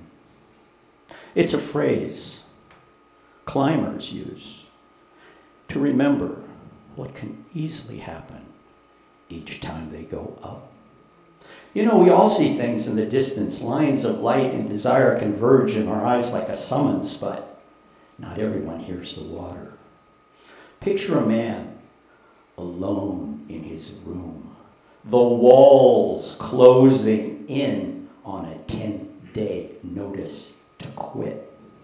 A lifetime scattered him in rubble, ruins, empty gallon bottles, where he lies writing these words, and I quote, "This man who was supposed to be my father," picturing how when whipped he threw himself in the arms of Michigan snow, so much warmer than those frozen others, beginning his climb to this crevasse.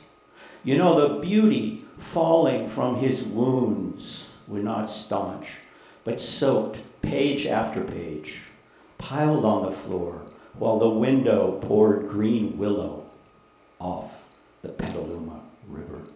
Thanks.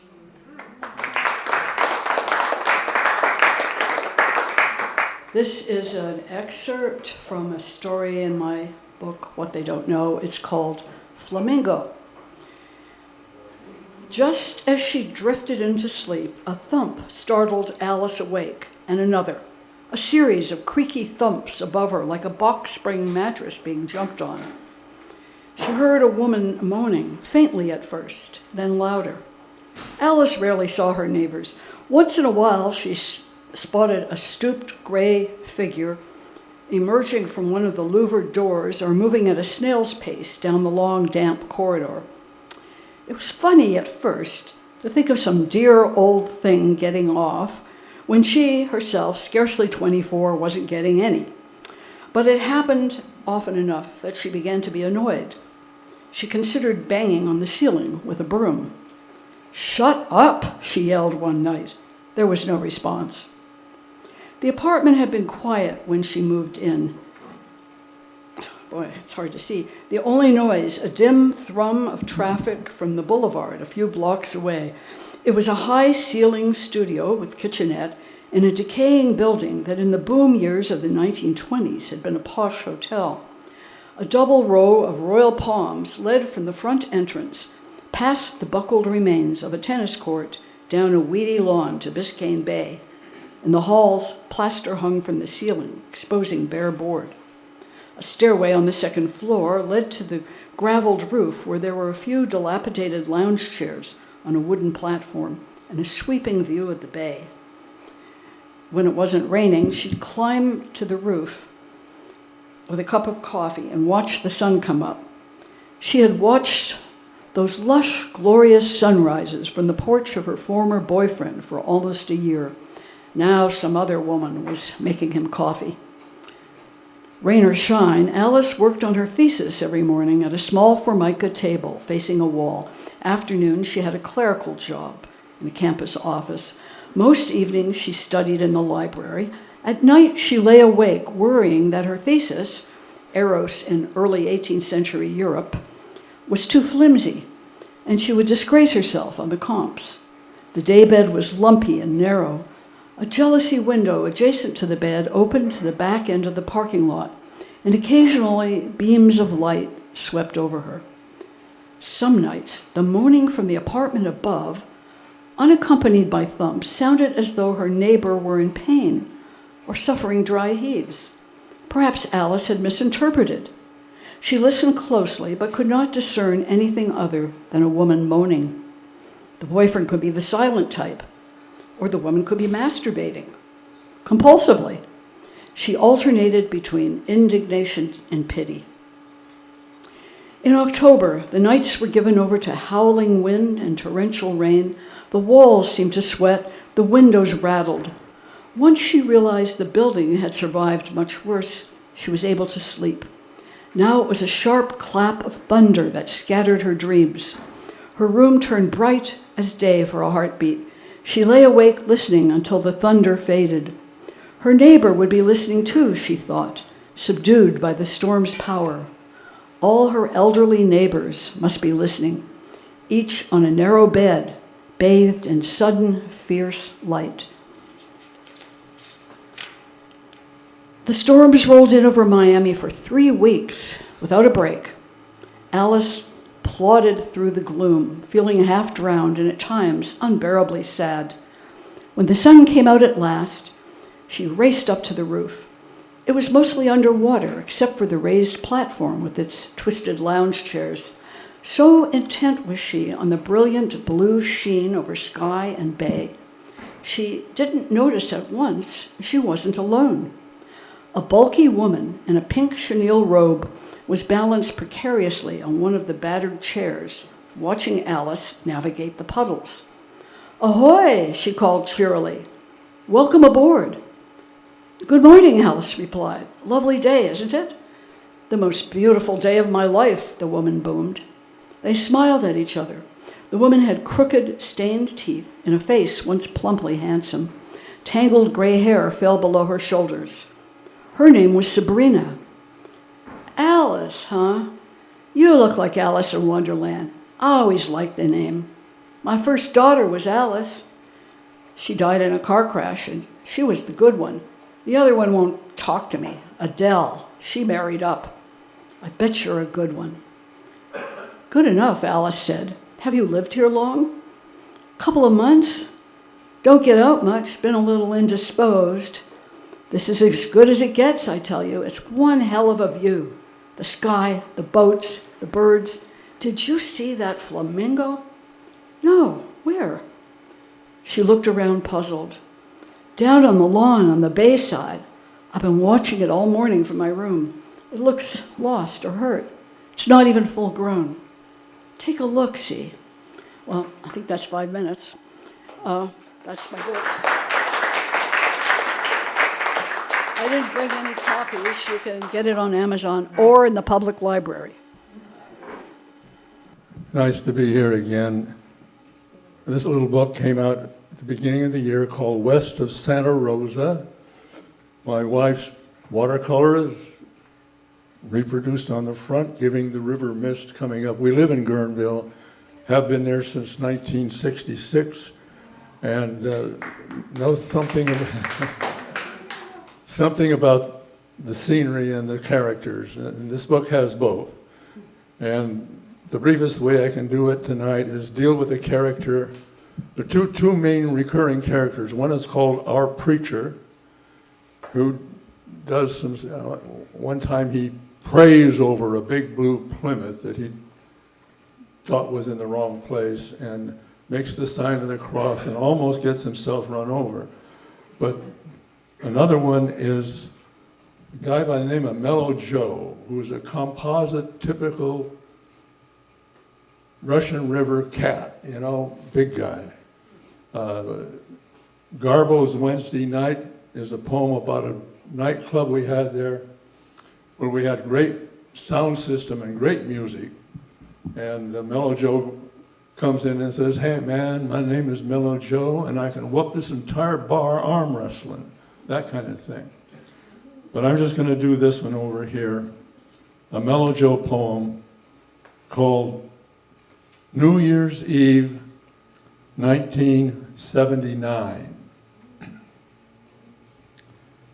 We're down at Sebastian's by the bridge, listening to Marigold sing Bill Bailey, and Ben playing his vibraphone, and Terry Henry on piano, trumpet, and bass as the mood strikes him.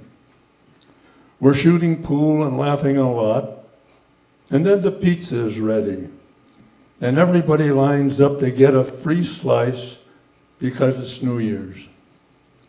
All 6'6" of Mellow Joe is there, in a red plaid lumberjack shirt, and a brand new for Christmas Levi's, and also this little guy in shorts and tank top, who obviously has been working out because his arms are thicker than his legs. And somehow this little guy takes offense at Mellow Joe, thinking he crowded in line or something. And he begins to wave his hefty arms as if to fight a man who makes two of them. And good old Mellow Joe, he just extends his huge hand and rests it on the little guy's head and says, "Hey man, it don't make no difference. This is the 80s. And then we get our pizza, and the music starts again, and everybody is dancing again to a samba by João Gilberto, cool and soft.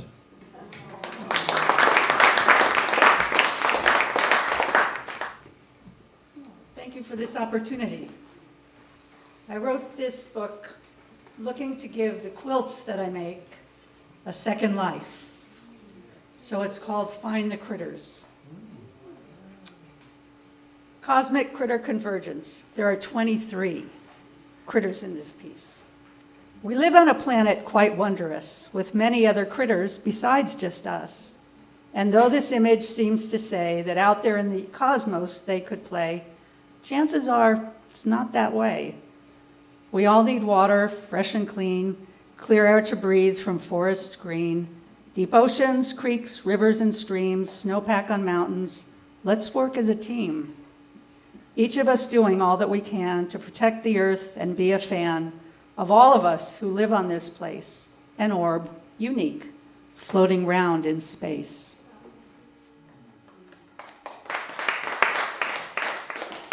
And the last one, Dream Watcher's Oasis. There are 3 critters. Pluto's Pueblos form the border round this scene kaleidoscopic. A curious frog peeps over a leaf. Say ribbit and giggle when you spot it. Iguana stands guard in a corner. Chameleon keeps watch overhead, while you dream peacefully, cozy and safe, tucked in, fast asleep, in your bed. The idea is it's entertaining for the adults who are reading it, and also for the children who are looking for the pieces, the critters.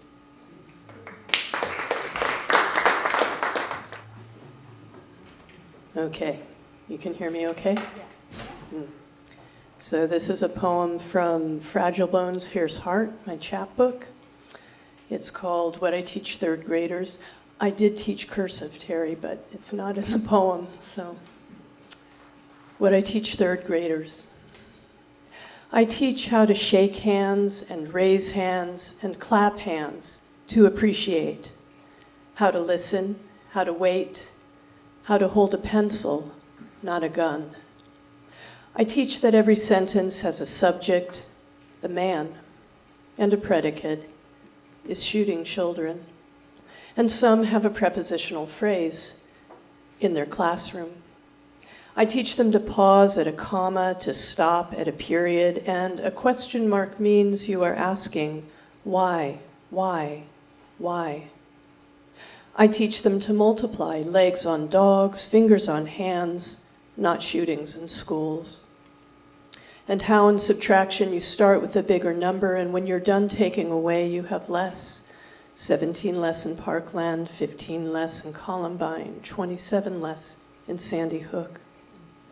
I teach about places unmarred by children murdered at school, the names of people who have made a difference, not a massacre, how water can be absorbed or repelled like blood on linoleum, and that some words like repel mean more than one thing. I teach them to walk quietly in a line when the fire alarm sounds, to duck and cover until the earth stops shaking, and to lie on the floor like fish in a barrel if a bad man comes to school. What I don't tell them is in that hellish haze of gunfire and screams, I plan to toss them like rag dolls behind bookshelves, stack them like cord wood behind cubbies, that my only calculation will be how many can I save, how many will I leave to die. So when I rescue a spider trapped in the sink, scoop it into a paper cup, set it down among green leaves, they breathe as one, relieved.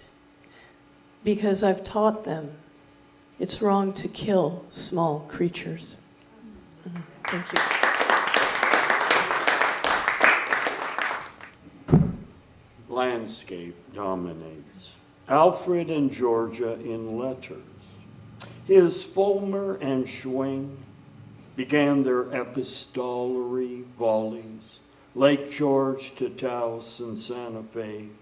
Hers from under skies of cobalt, New Mexico winning out, exalt as he may, in large plate form. A fetishist undone by Viridian, her brilliant tryst with blazing sun, one spare readout of clay. His box camera left the cuckold, a brilliant striation and fold, a reputation levitated by Mesa, of one's Fulmer Schwang soul, nothing in his lake but charcoal. This is for me and Mr. Jones, the West Texas poet who never loved rodeo. The corrals have been hammered together and bleachers erected. The heat wave will have cool fog in retreat. The Blue Heron's beer kegs big as the bulls themselves. Duncan's Mills is bunting draped. Casadero's resident West Texan never once a hog or goat roped. grazing instead his adult share in the grassy hollow of Austin Creek. Their Nubian faces saliva drooled. Forget all rodeo. More likely Tuggle could be found chatting up Cape Fear waitresses and expounding on King Lear.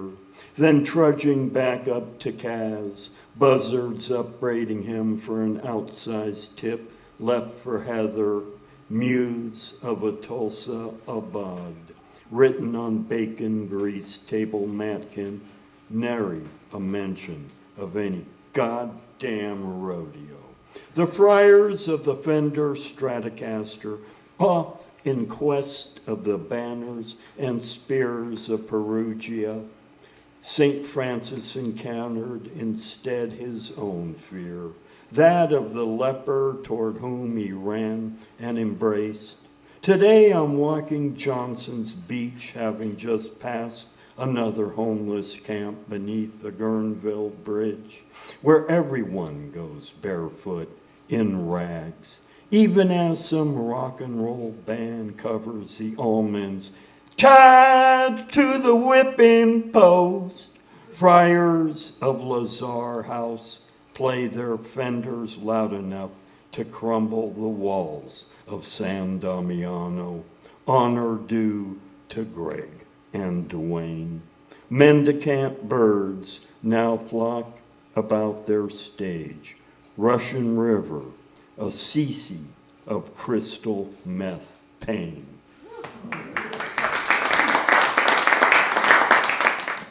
This one's brand new. It's called My Algebra Problem. Maybe if I hadn't chosen to cut Miss Brill's 5th period class, get stoned with Brendan and Brad and go to the quarry where we stripped to our briefs and leapt from a limestone ledge 40 feet into a sparkling well, I would know now how to read a simple graph, the kind where x equals the passage of time and y equals everything else. And nowadays, when I pour the first gin before noon, my coordinates don't plot well. All those dependent variables strangely disappear, and time becomes like the flat line of an Etch-a-Sketch with one knob missing. But even on such days, I can remember the exhilaration of falling.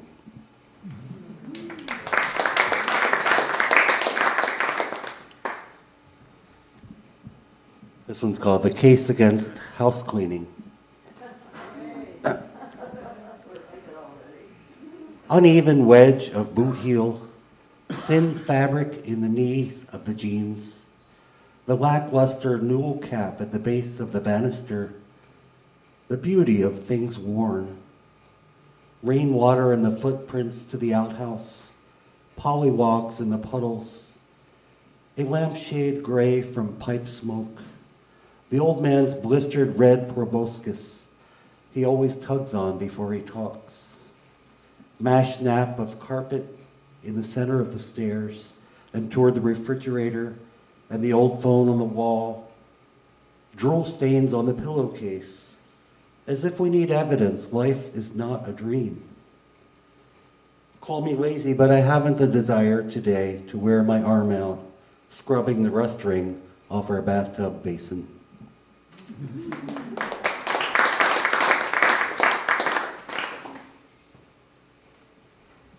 A little bit more prosy now. This one's called Breaking News. You call it daybreak, but I call it too goddamn early, said angry man to his neighbor with the rooster. Neighbor smiled benignly and replied in sign, yes, let's have breakfast together. He'd been playing with a hairline fracture in his fibula. Sooner or later, something had to give. He dropped back to pass and tore the Achilles of his good leg.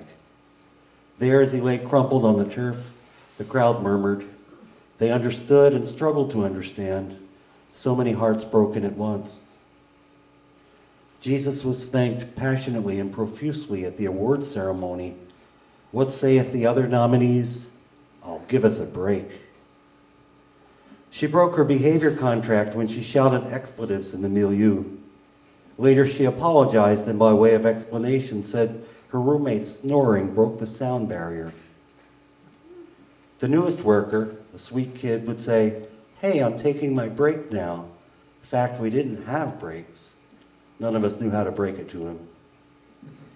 Strangers on a first date, and he would not stop talking until the food arrived. A break, she thought. And then with a mouthful of salad, he said, "I have many vices, but greed is not one of them." In rare moments, my consciousness lapses. Perhaps some inchoate element of the past needs to break in. Honestly, I don't know. But it's like when the back end of my car suddenly wants to be in front. Terrifying. Skids, I call them. Get the brakes checked. About the new worker, the kid, Gio, self-deprecating, soft-spoken, funny. The residents like him. We all like his gentle presence. Yesterday, he put in his 2-week notice. He's elected to go into the service. A few times he talked to me, the old man, about his old man. And tonight, as I drove home from work, I'm thinking of things I should have said and choking back tears. AI is replete with advice on how to break a horse. A woman's water broke in an Uber. Sources say she never felt so lonely. There's grift at the highest levels, treaties broken, promises broken, the ICC is toothless. What else is news? 50 tries at the cigarette lighter before it sparked, extinguished by a sudden gust. A blistered thumb broke open and wept.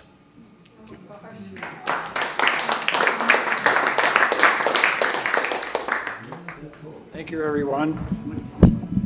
I can't tell you what it's like to sit in that chair and soak this up. It's just really wonderful to listen to all you poets, artists, writers, etc. Okay? I can't thank you enough for coming out tonight. Cold night, not really, much going on. So thank you very much for coming. There's one more thing I need from you, or I would like. Could the readers come up, squeeze into the stage with your book? Bring your book up. This is a celebration of books. Every reader here tonight had a book. Let's celebrate that. Let's show the world